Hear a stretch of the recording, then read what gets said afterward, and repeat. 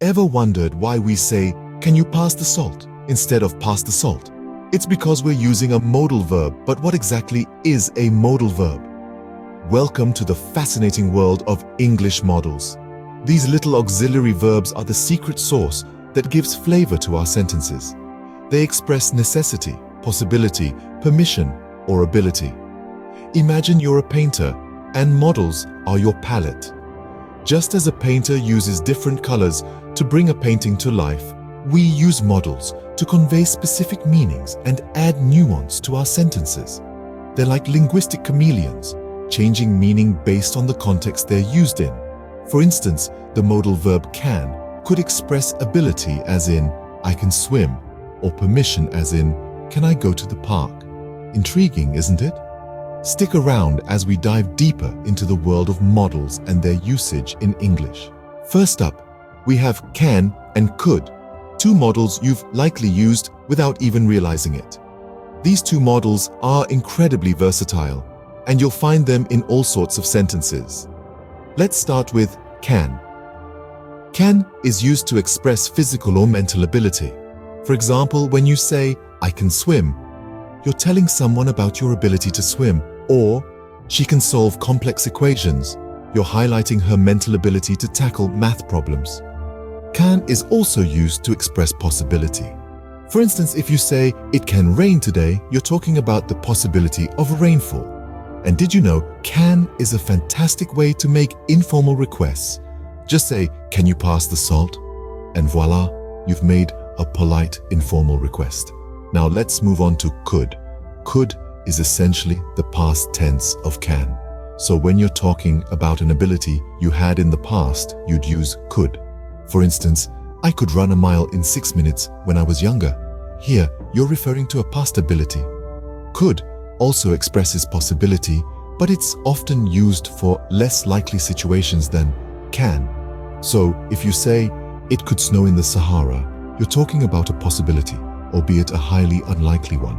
And just like can, could is used to make polite requests. However, could is more formal and often used in more polite or formal situations. Saying, "Could you please pass the salt?" is a more formal way of making the same request.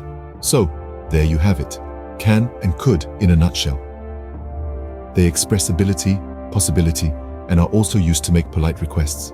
And remember, while can is more informal and present, could is more formal and often refers to the past or less likely situations. Remember, can and could are your go-to modals for ability, possibility, and polite requests. So next time you want to talk about what you can do, what could happen, or make a polite request, don't forget these two helpful modals. Scene script. Next on our list, we have may and might, two modals that often trip people up. Let's start with may. It is used to express possibility or likelihood. For example, "It may rain today." Here, may is used to show that there's a chance of rain, but it's not certain. May can also be used to ask for or give permission, but it's considered more formal and polite. For instance, "May I borrow your book?" Now let's move on to might. Might is often used to express a smaller possibility or likelihood. If we say, "It might rain today," it means there's a chance of rain, but it's perhaps less likely than when we use may. Might is also used to talk about hypothetical situations like, "If I won the lottery, I might buy a yacht." Now, you might be wondering, what's the difference between may and might? Well, may generally suggests a greater likelihood than might. So if you're pretty sure it's going to rain, you'd say, "It may rain." But if you think there's just a small chance, you'd say, "It might rain." However, may and might can often be used interchangeably without significantly changing the meaning of a sentence. So don't stress too much about choosing between them. The key is to remember that both may and might are used to talk about possibilities and uncertainties. And remember, may can also be used to ask for permission in a formal, polite way. So if you're at a fancy dinner party and you want to leave the table, you could say, "May I be excused?" So the next time you're unsure about something, remember to use may or might. And remember, practice makes perfect. The more you use these models in your daily conversations, the more comfortable you'll become with them. So go ahead and give it a try. Now let's talk about must, shall, and should. These models are all about obligation and advice. First up, must. Must is a strong modal verb used to express an obligation or necessity. Think of it as the bossy one of the bunch. For instance, if you're giving someone a stern directive, you might say, "You must finish your homework before you can play video games." The must here indicates a firm obligation. Next, we have shall. Now, shall might sound a bit old-fashioned to some, but it still has its uses in modern English. Primarily, shall is used with first-person pronouns to express a strong intention or assertion. For example, "I shall go to the gym tomorrow." This implies a strong intention or determination to hit the gym. Finally, let's look at should. Should is the advice giver of the group. It's used to suggest something, to offer advice, or to talk about what is right or wrong. For instance, if you're suggesting a course of action, you might say, "You should drink more water to stay hydrated." Here, should is giving a piece of advice. Remember, each of these models has its own strength and context. Must is the strongest, used for obligations. Shall is a bit softer, used for strong intentions. And should is the gentlest, used for giving advice or making recommendations. To sum up, must, shall, and should are all about expressing obligations, strong intentions, and advice. They help us navigate social situations and communicate effectively. So, when you're writing or speaking English, think about what you want to express.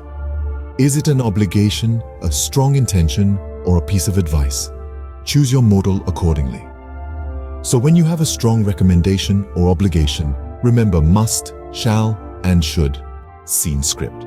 Last but not least, we have will and would. These models talk about the future and hypothetical situations. Let's start with will. Will is a helping verb that we often use to talk about future actions or events. When we say, "I will call you tomorrow," we're making a promise about a future action. Similarly, when we say, "It will rain today," we are predicting a future event.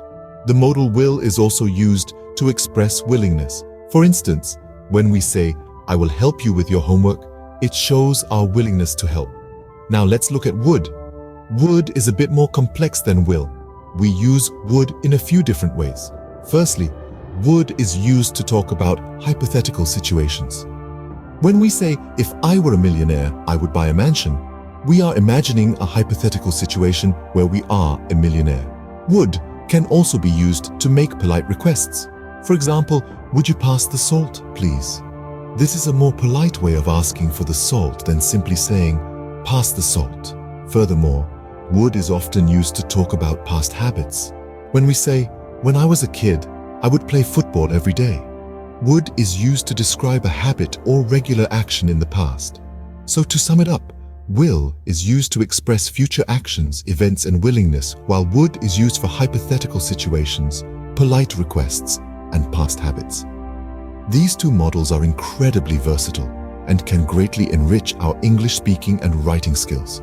But remember, like all models, will and would do not change their form according to the subject. So whether it's I, you, he, she, it, we, or they, the models will and would remain the same. Remember, will and would help us talk about the future and what could have been. Now that we've covered all the models, let's summarize what we've learned. We kicked off our journey with can and could, the models of ability and possibility. We then navigated through may and might, which express permission and probability. Our journey continued with must, shall, and should. Must is used for obligation or necessity, shall for future events, and should for advice. Finally, we ended with will and would, models of future certainty and hypothetical situations. Remember, these models are your toolkit for expressing various shades of meaning, from obligation to possibility, from advice to predictions. They add depth to your communication and help you express your thoughts with greater precision. And there you have it, a crash course on the usage of modals in English. The next time you speak or write in English, remember these modals and use them to express yourself more effectively.